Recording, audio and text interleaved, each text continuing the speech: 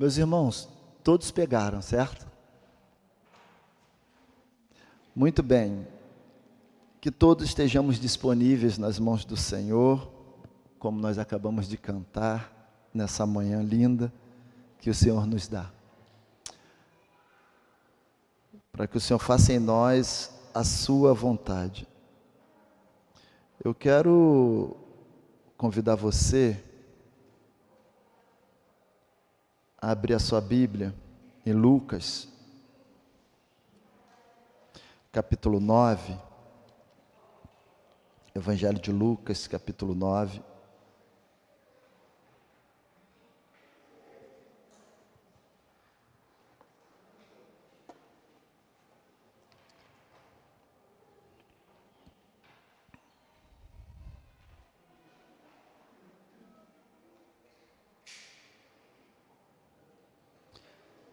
A partir do verso 23, eu vou ler na minha versão, a minha versão é a Nova Versão Internacional. Lucas capítulo 9, verso 23.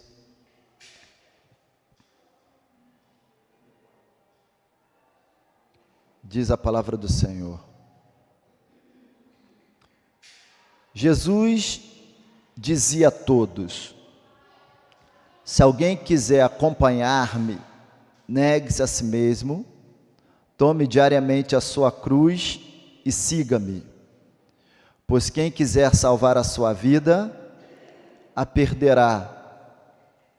Mas quem perder a sua vida por minha causa, este a salvará. Pois que adianta o homem ganhar o mundo inteiro e perder-se ou destruir a si mesmo? Se alguém se envergonhar de mim e das minhas palavras, o Filho do Homem se envergonhará dele quando vier em sua glória e na glória do Pai e dos santos anjos.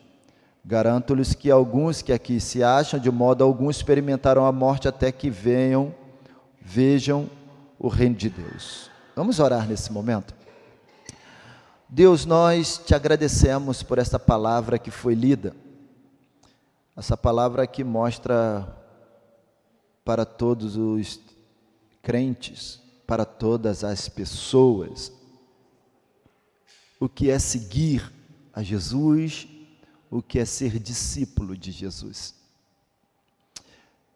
Essa palavra que exorta e traz também força, encorajamento,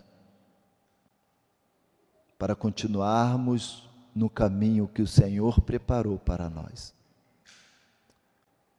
Abençoa, Deus, essa palavra em cada coração, em nome de Jesus. Amém. Meus irmãos, estamos unidos para crescer juntos. É o que a gente vai aprender durante esta semana.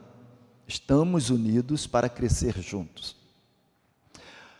Nós temos aí algumas lacunas para serem preenchidas, e nós vamos preencher de acordo com o entendimento.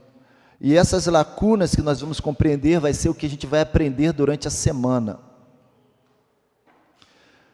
Falando de discipulado, a gente precisa entender que o discipulado ele tem um custo, não financeiro. Não é um custo financeiro. A gente paga um preço. E esse preço não é financeiro. Essa palavra é para todas as pessoas. Jesus, ele fala para todas as pessoas. Era uma multidão.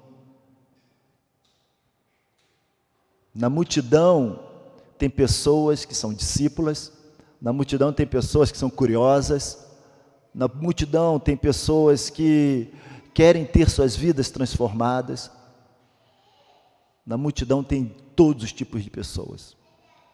Esta palavra são para todas as pessoas, e todas as pessoas que ao ouvi-la desejarem ou desejam ser discípulas de Jesus. O que é ser um discípulo?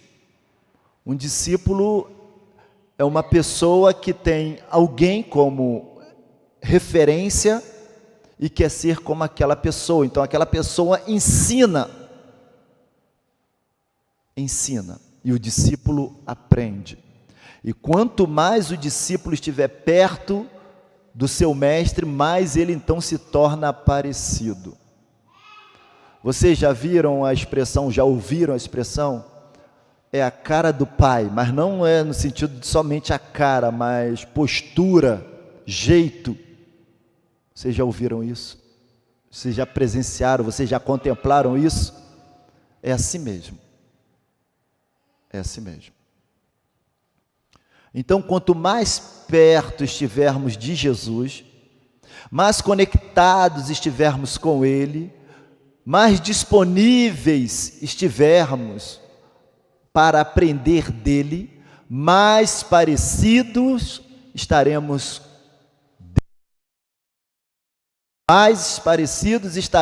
com Ele. As pessoas vão olhar para nós e vão falar: nossa, você parece Jesus. Não é somente na expressão, no semblante, mas no seu caráter, a maneira como você procede, como você age, como você vive. E no texto que eu acabei de ler, é o caminho.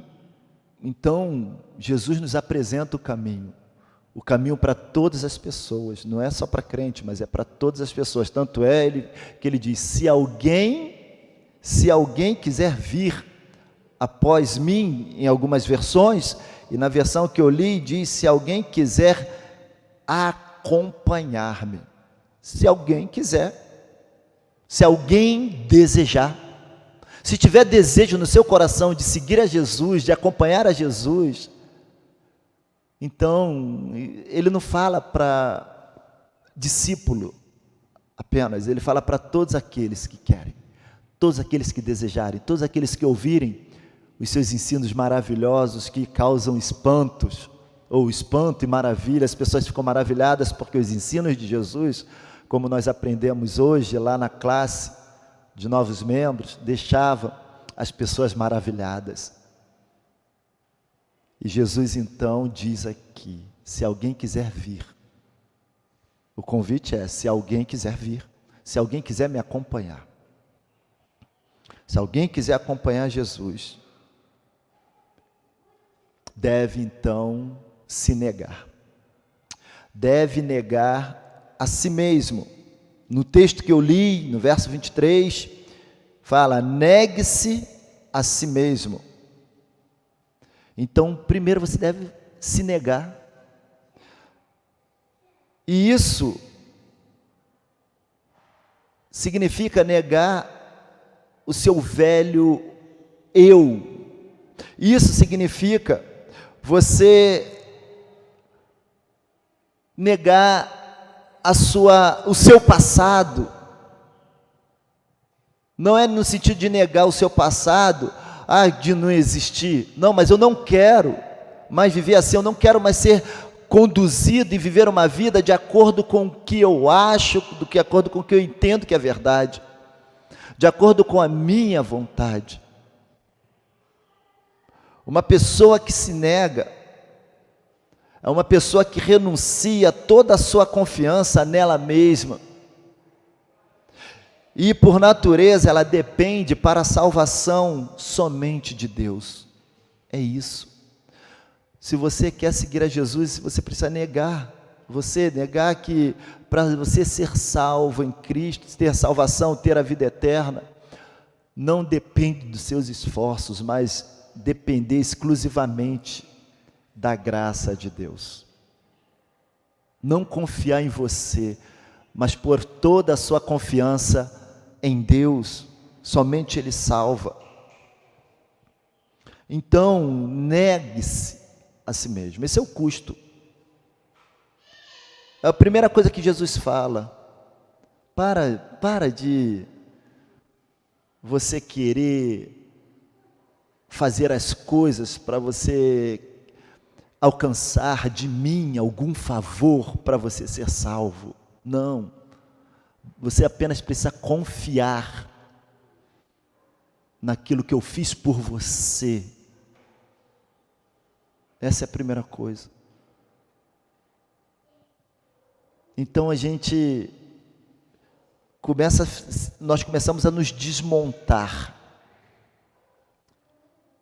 no sentido que agora, olha, tudo que eu fizer não vai ser suficiente para eu alcançar o favor de Deus. Eu não preciso ser uma boa pessoa para alcançar o favor de Deus. Eu também não preciso ser uma má pessoa para, vou ter que ser má para alcançar um favor de Deus. Não. A compreensão é que você precisa confiar no que Deus fez por você. Nega a si mesmo. Nega seus próprios esforços para você alcançar a salvação. Quando você estiver pronto, um amigo meu, certa vez, ele falou assim comigo: eu preciso arrumar algumas coisas na minha vida, para eu poder entregar minha vida a Jesus. E eu falei para ele: sabe quando você vai entregar a sua vida a Jesus? Nunca. Porque a sua vida nunca vai estar arrumada por você mesmo. É o Senhor. Se você permitir, é o Senhor que vai arrumar a sua vida. Deixa Deus entrar na sua vida e arrumar a bagunça da sua vida. Enquanto você estiver confiando em si mesmo para arrumar a bagunça que há na sua vida, você não vai conseguir mudar nada. Então, negue-se a si mesmo. Você precisa negar a si mesmo. O custo do discipulado é esse. O custo de acompanhar Jesus é isso. Não confiar em si, mas confiar exclusivamente nele para a salvação. Para mudar na sua vida aquilo que você não pode mudar. E aí você começa a crescer. Deus encontra espaço na sua vida e as coisas na sua vida então começam a mudar. E as pessoas que estão perto de você começam a notar as mudanças que começam a acontecer na sua vida. E essas mudanças começam então a impactar a vida do outro. Ser discípulo de Jesus, acompanhar Jesus, é isso. Negar a si mesmo, negar a sua confiança em si mesmo e confiar exclusivamente em Deus, naquilo que Ele fez por você. A segunda coisa que Jesus ensina aqui, meus irmãos, é tomar a sua cruz. Primeiro, nego o quê? A minha existência? Não. Eu nego que por meus esforços, eu não serei salvo de modo algum. Por meus esforços, eu não terei paz com Deus. Continuarei inimigo, porque eu vou estar negando o que Deus fez por mim em Cristo. Ninguém vai ao Pai senão por Jesus. Então, por meus esforços, eu não consigo ter reconciliação com Deus. Somente aceitando, recebendo o que Deus fez por mim. Então, eu nego essa confiança em mim mesmo, nos meus esforços, e passo a confiar no favor de Deus, na obra de Deus, para minha salvação. Deus entra em minha vida, arruma a bagunça que há na minha vida, coloca as coisas nos lugares. Então eu tomo a minha cruz. É o custo, tomar a cruz. Jesus disse, verso 23, negue-se a si mesmo, se alguém quiser me acompanhar, negue-se a si mesmo, confie exclusivamente na graça, vai ter sua vida mudada, você vai passar a amar a Deus, de fato, verdadeiro. Tome a sua cruz. Tome a sua cruz. Aqui, essa ideia de tomar a cruz, é para você entender que há um homem condenado. E você se coloca no lugar deste homem condenado, que é isso mesmo. Você, eu, condenado. Que me vejo forçado, obrigado a tomar a cruz e carregá-la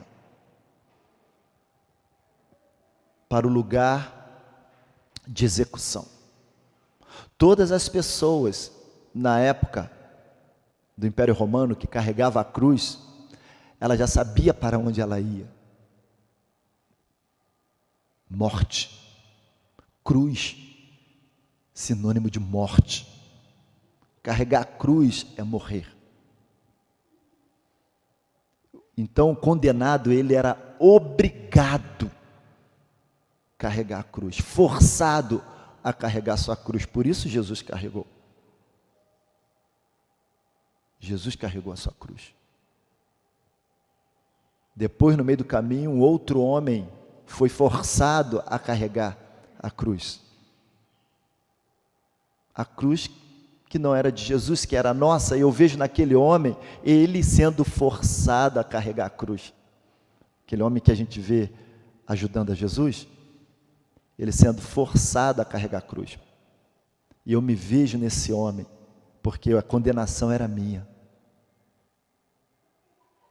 E esse homem condenado, então ele se vê forçado a tomar a cruz e carregá-la para o lugar de execução. Jesus fala, então toma a sua cruz. Só que aqui traz uma perspectiva diferente dessa obrigatoriedade de tomar a cruz.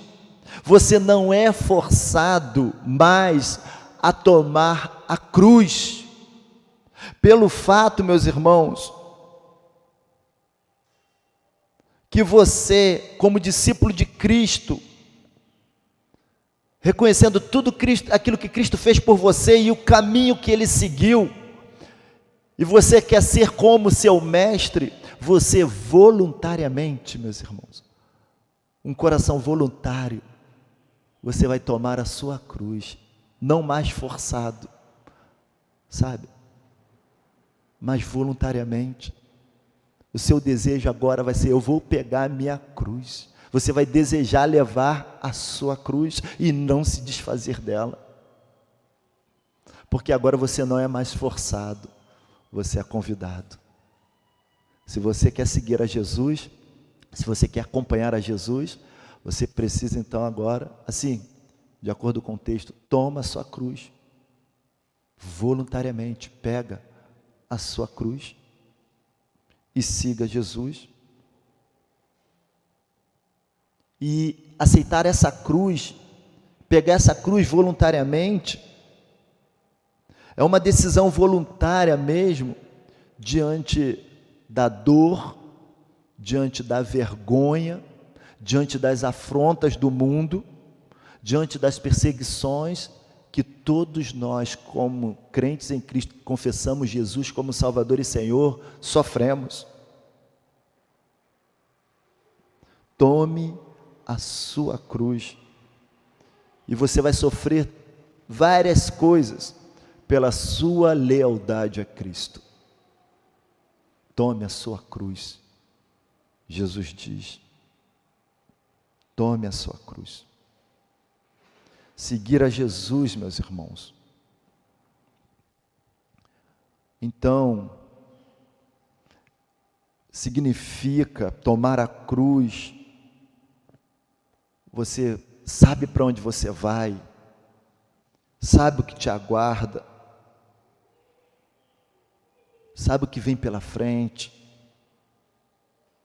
mas você não nega, você permanece leal a Jesus e seguindo a Ele. E seguir a Jesus significa confiar nele, que Ele veio para te dar vida eterna. Seguir a Jesus, meus irmãos, significa caminhar nos passos de Jesus. Seguir a Jesus. Seguir a Jesus, acompanhar a Jesus, significa, irmãos, obedecer os seus mandamentos. Seguir a Jesus, irmã, ou acompanhar Jesus de acordo com o texto, significa viver uma vida de gratidão a Ele, pela salvação que você recebeu nele. Então, se você deseja ser considerado um fiel discípulo de Cristo, de uma vez por todas, você deve dizer tchau, adeus, para o ego. Tchau, eu não confio mais em você, ego. Eu não confio mais em meus esforços. Eu digo adeus para eles. Coloco a minha confiança em Jesus.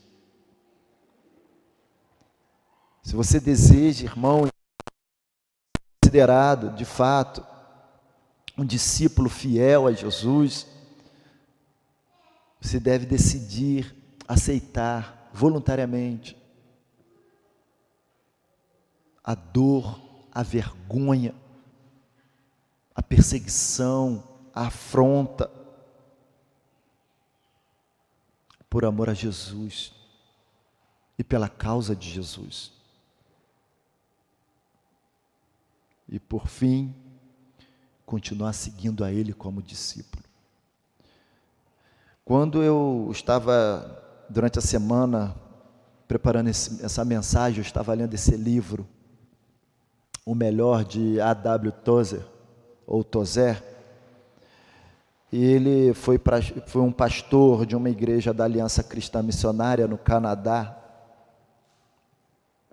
Ele morreu nos anos 60.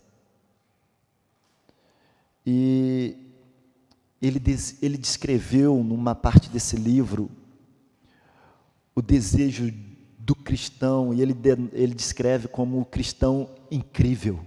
O cristão incrível.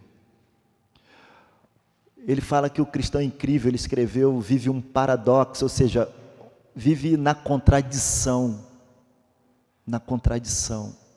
mas que as contradições não abalam sua fé, muito diferente.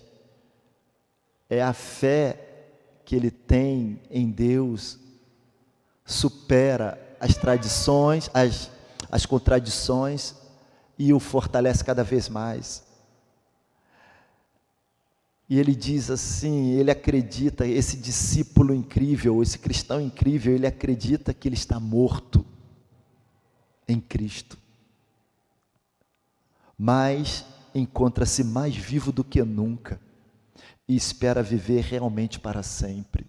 Olha só a contradição, eu estou morto em Cristo, mas eu estou mais vivo do que nunca, e espero viver realmente para sempre. Mas é isso, em Cristo eu morro, mas em Cristo também eu vivo. São contradições, mas eu vivo para toda a eternidade, eu tenho uma vida abundante. Esse cristão incrível, ele anda na terra, embora sentado no céu, e apesar de ter nascido neste mundo, depois da sua conversão, ele descobre que este mundo não é o seu lar, por isso ele tem alegria. Esse mundo não é o lar, o nosso lar. Esse mundo não é tudo que a gente tem para viver. Esse discípulo incrível, ele carrega a sua cruz, e a cruz é aquela adversidade que surge como resultado da nossa obediência a Cristo. E esta cruz não é forçada sobre nós, pelo contrário, nós a pegamos voluntariamente, com pleno conhecimento das consequências. O que significa seguir a Cristo, você sabe o que vai acontecer. Nós decidimos obedecer a Cristo, e fazendo essa escolha, decidimos então carregar a cruz. E carregar a cruz, segundo A.W. Tozer, ou Tozer, significa ligar-se à pessoa de Cristo, ser fiel à soberania de Cristo e obediente aos seus mandamentos. Esse cristão incrível, esse discípulo de Cristo, ele prefere viver retamente e se for necessário morrer retamente, vivendo uma vida reta, do que viver no erro. Esse discípulo incrível, esse discípulo de Cristo, ele está com os olhos na terra, sim. Ele olha.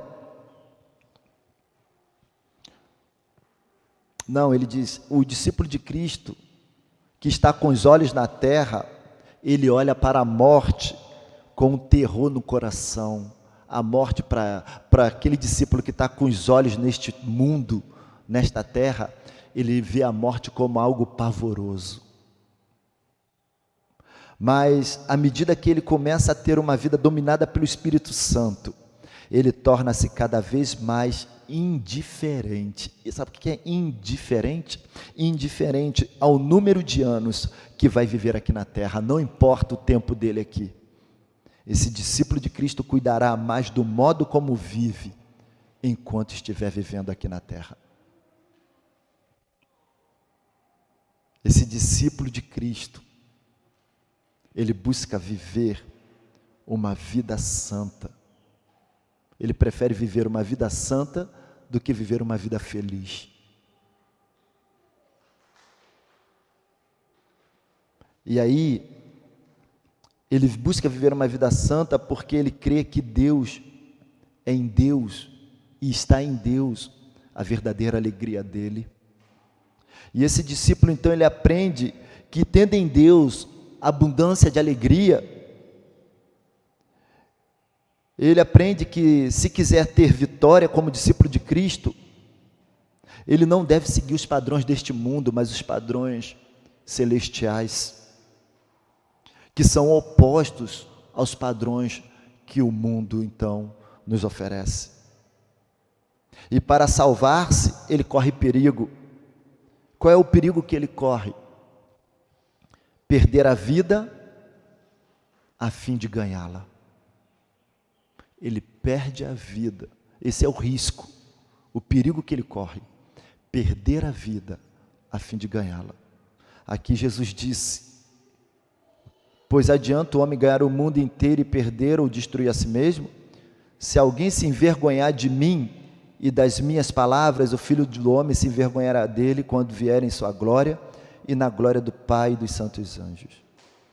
No versículo 24, diz: pois quem quiser salvar a sua vida, a perderá, mas quem perder a sua vida por minha causa, este a salvará. Esse discípulo de Cristo, para salvar-se, ele corre o perigo, perder a vida a fim de ganhá-la, e pode perdê-la se ele tentar conservá-la. O discípulo de Cristo, irmãos, ele vai buscar honrar a Deus com a sua vida. Ele vive, não é para buscar holofotes nele, glória para ele, honra para ele. Ele vive para honrar a Deus, para glorificar a Deus. A glória de Deus, ela é suficiente para esse discípulo, para esse cristão.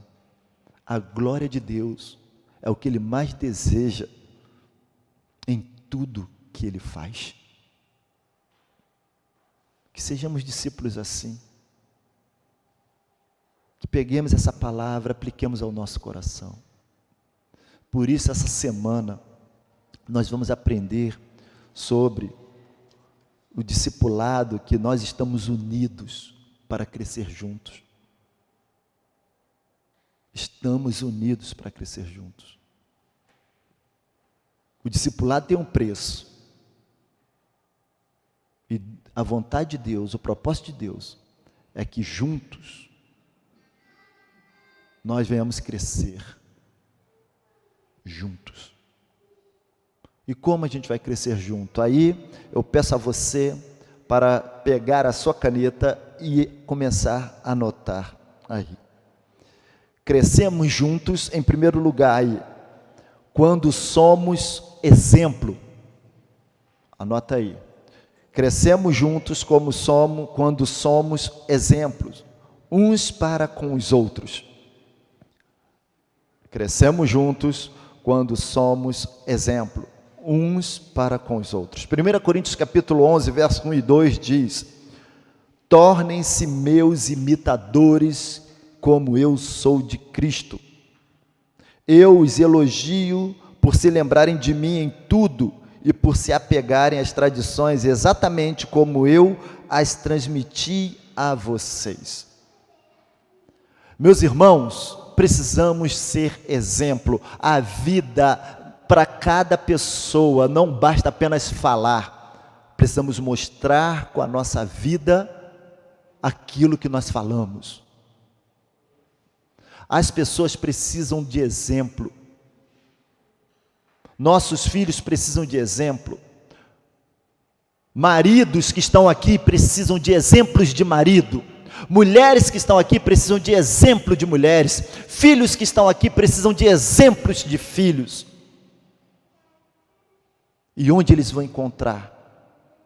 Vão encontrar nos discípulos de Cristo, que querem viver como discípulos de Cristo. Então, tornem-se meus imitadores como eu sou de Cristo. Precisamos chamar responsabilidade para a gente. Há uma tendência antiga de pessoas falarem: não olhem para mim, olhem para Jesus. Não é assim? Eu sou imperfeito. Não é assim que a gente ouve? Ninguém precisa me falar que eu sou imperfeito. Eu sei que eu sou imperfeito. Ou, na verdade, ninguém precisa falar para você que você é imperfeito. Você sabe que você é imperfeito. Somos imperfeitos.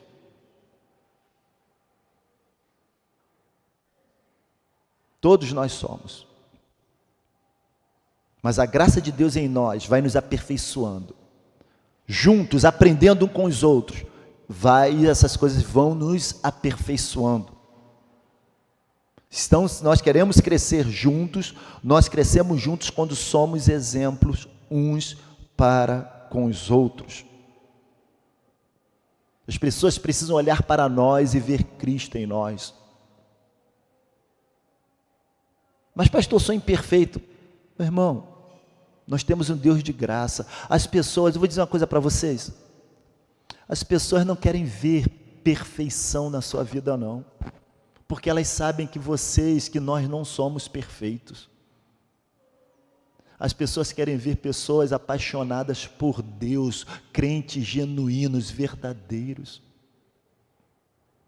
Elas não querem perfeição, porque elas sabem que nós somos imperfeitos mesmo. A perfeição só no céu. Nós precisamos da palavra de Deus no nosso coração, nós precisamos de oração e nós precisamos também de pessoas para nos ajudar a crescer. Por isso nós precisamos de exemplo. E aí eu te pergunto, irmão e irmã, quem são seus exemplos na caminhada com Cristo? Para quem você tem olhado e tem sido uma referência para a sua vida como crente em Jesus? A quem você está observando e o que você pode aprender com essa pessoa? Ou, ainda, você é exemplo para alguém? O mundo, meus irmãos, precisa de exemplos.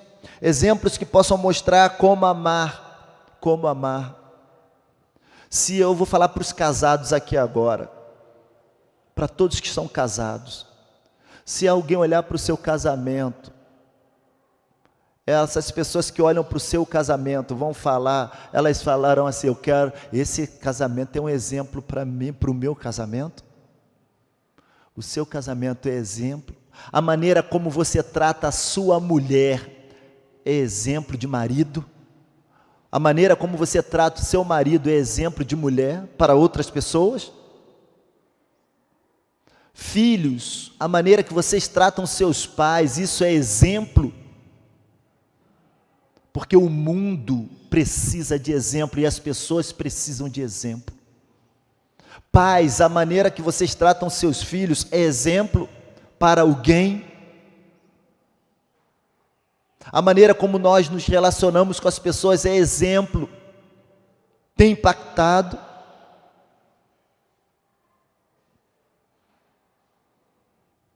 Qual tem sido, meu irmão e minha irmã, a maior influência na sua vida?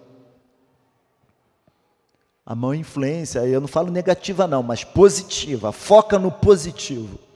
Qual tem sido a maior influência positiva na sua vida? Quem tem te influenciado positivamente? Quem tem sido a sua referência, que tem feito você crescer como discípulo de Cristo, como pessoa, como servo do Senhor? Quem tem sido? E quem você está influenciando? Eu digo para vocês, meus irmãos, não é o meu sermão que eu prego que vai te influenciar. Não é um estudo bíblico que eu dou que vai influenciar.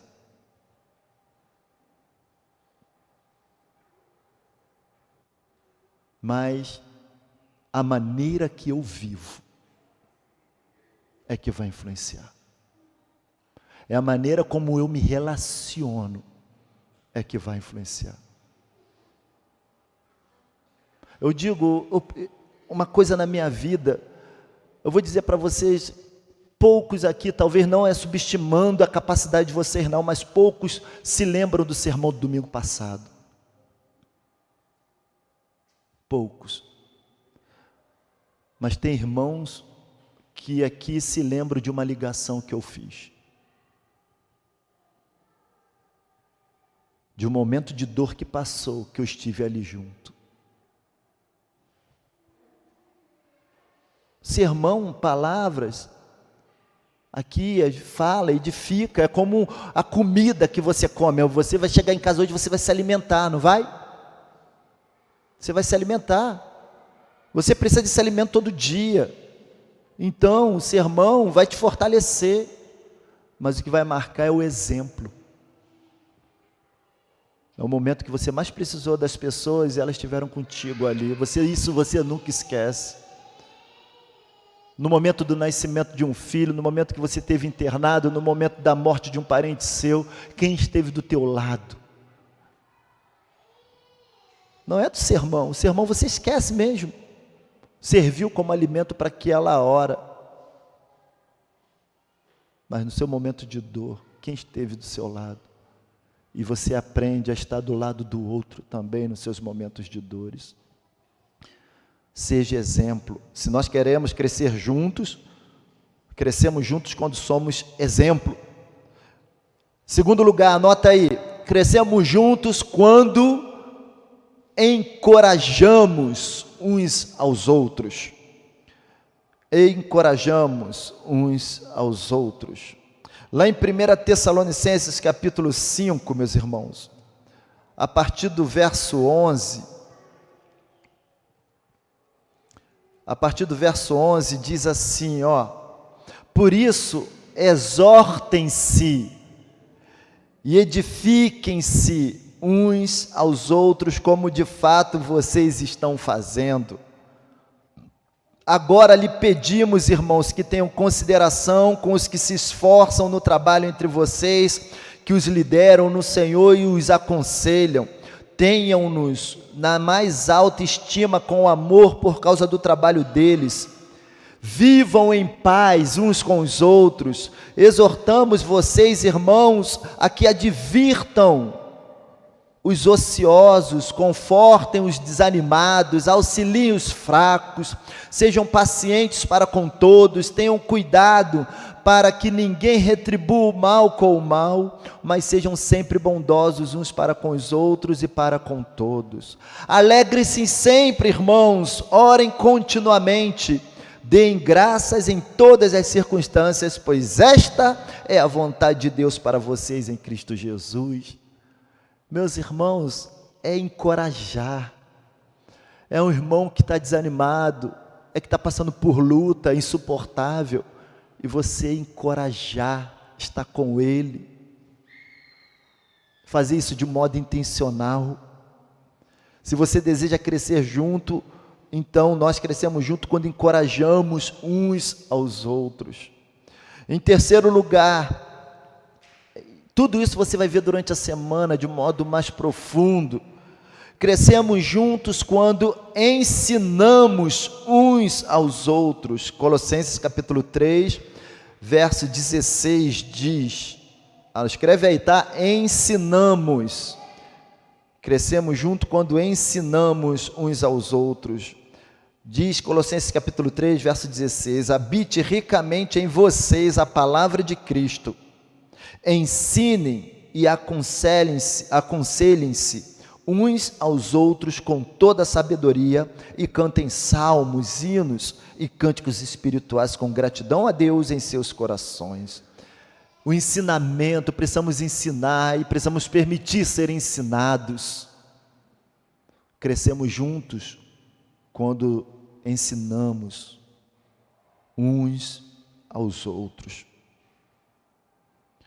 Quarto lugar, crescemos juntos, irmãos, quando advertimos uns aos outros. Atos capítulo 20, do verso 28 ao 31. Diz a palavra de Deus: cuidem de vocês mesmos e de todo o rebanho sobre o qual o Espírito Santo os colocou como bispos, para pastorearem a igreja de Deus, que ele comprou com seu próprio sangue. Sei que depois da minha partida, lobos ferozes penetrarão no meio de vocês e não pouparão o rebanho.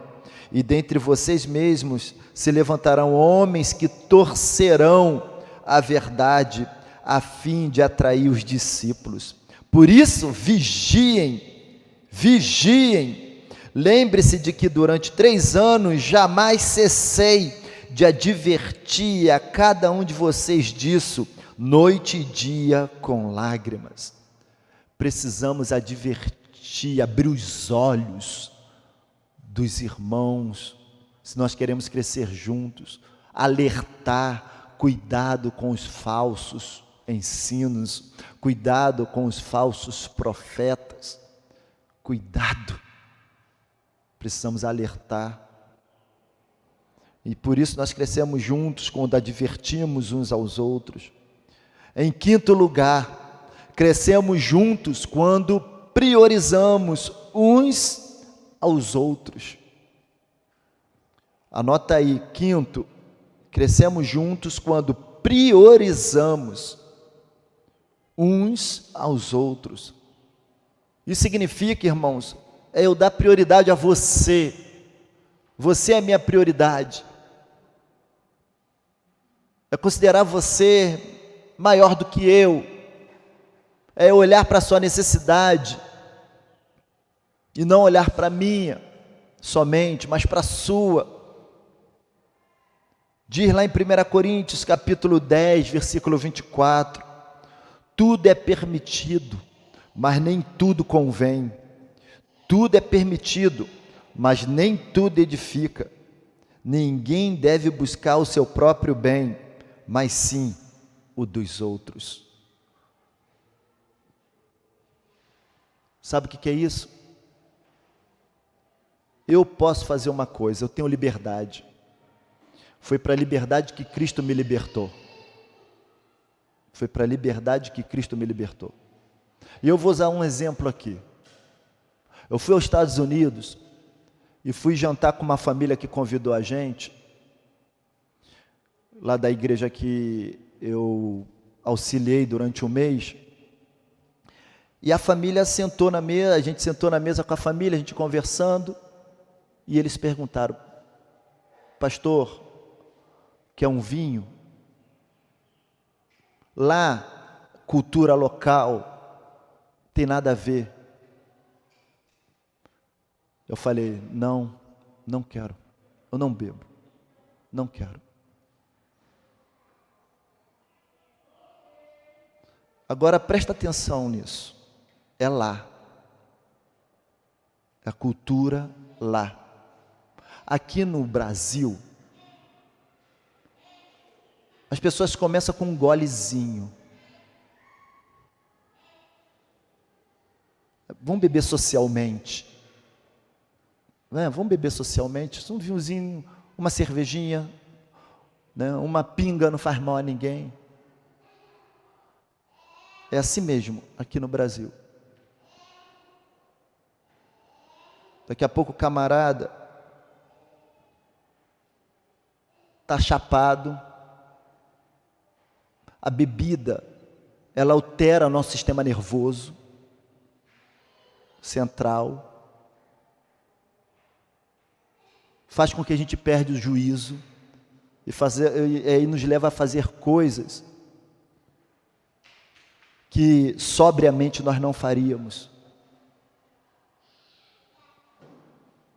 Tem pessoas, meus irmãos, que bebe e não acontece nada. Mas eu não vou ficar exaltando, não tem nada a ver eu fazer isso. Não tem nada a ver eu beber, eu bebo socialmente, nada acontece. Mas tem um irmão, não estou falando que eu bebo não, tá? Eu falei isso assim, um irmão, uma pessoa que pensa assim, mas tem um irmão que a família sabe o que isso foi na vida deles. Teve um irmão que já compartilhou comigo, viu o pai morrer sentado no vaso, no seu braço. Sabe o que é isso? Teve irmãos que hoje, para a glória de Deus, o marido se converteu, mas que a irmã ficava, meu irmão, uma benção na igreja, o marido ficava com a camisa no meio do bucho, com a faca, vou te matar, sentado no banco da igreja. Sabe o que é isso, irmão? É a bebida. Aí o que acontece? Para aquele que bebe e nada acontece, assim, eu não vou julgar, não sou juiz da vida de ninguém, sabe? Mas se eu tiver que fazer isso, escandalizar o meu irmão, que passou por essa peleja, é melhor que eu não faça. A Bíblia trata de escândalo, é escândalo. Para mim, pode ser nada, não ter nada a ver, mas pelo meu irmão, eu deixo de fazer, por causa do meu irmão, para não escandalizar. Escandalizar é fazer meu irmão cair, tropeçar, sabe? É por ele, não é por mim, mas é por ele. Então, aqui está tratando de escândalo. Nós crescemos juntos quando priorizamos uns aos outros. Eu usei a bebida como exemplo, meu irmão. Eu não penso nos meus interesses, mas eu penso no interesse do outro. Aquilo que eu fizer que vai provocar um dano no outro, eu posso não fazer. Aqui o texto diz que tudo é permitido, entendeu? Não está falando que não é. A Bíblia não está te condenando. Tudo é permitido, mas nem tudo convém. Tudo é permitido, mas nem tudo edifica. Ninguém deve buscar o seu próprio bem, mas sim o dos outros. Você conseguiu entender? Eu usei só a bebida, irmãos, como exemplo, porque aqui quase ninguém, acho que ninguém bebe. Entendeu? Então eu usei a bebida como exemplo.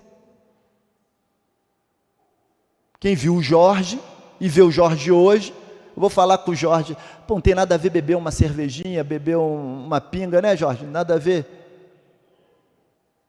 A vida do Jorge era à beira do caminho arrebentado, que quem vê o Jorge hoje, vê a manifestação da graça. Aí eu falo para o Jorge, não tem nada a ver beber, não tem nada a ver, você não pode, não bebe, eu posso, eu bebo, nada acontece comigo. Estou fazendo ele tropeçar, estou sendo pedra de escândalo para ele. A coisa é séria, irmão. Então, a gente cresce, juntos somos melhores e crescemos juntos quando nós priorizamos uns aos outros, quando nós não buscamos a nossa própria satisfação, o nosso próprio bem. Sexto lugar, crescemos juntos quando abrimos o nosso coração mutuamente Ó, crescemos juntos. Essa do sexto lugar tem duas palavras, tá bom? Crescemos juntos quando abrimos o nosso coração. Abrimos o nosso coração mutuamente. Quando abrimos nosso coração mutuamente, e aí diz a palavra, depois de mutuamente, você escreve, confessando o nosso pecado.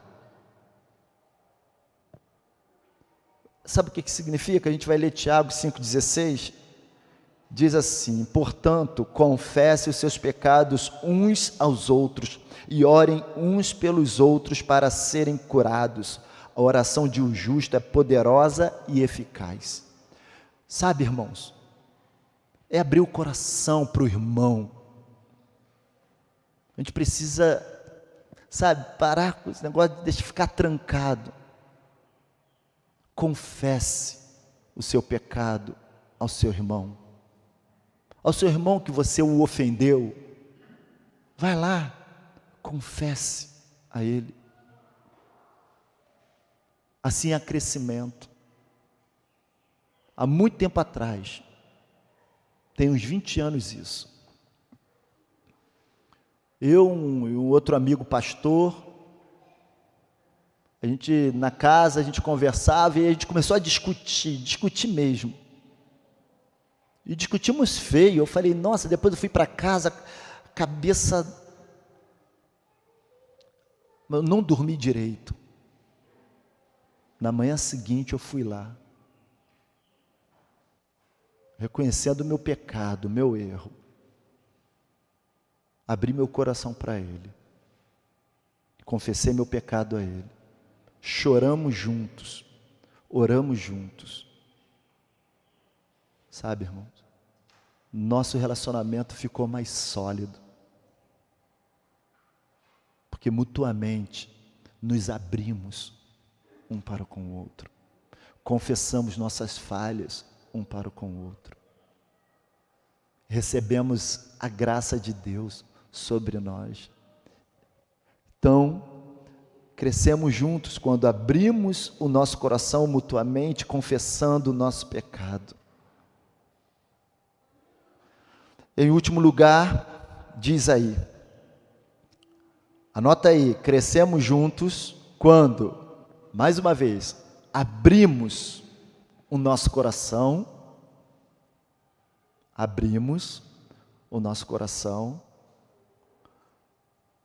perdoando, anota aí, perdoando os pecados uns aos outros.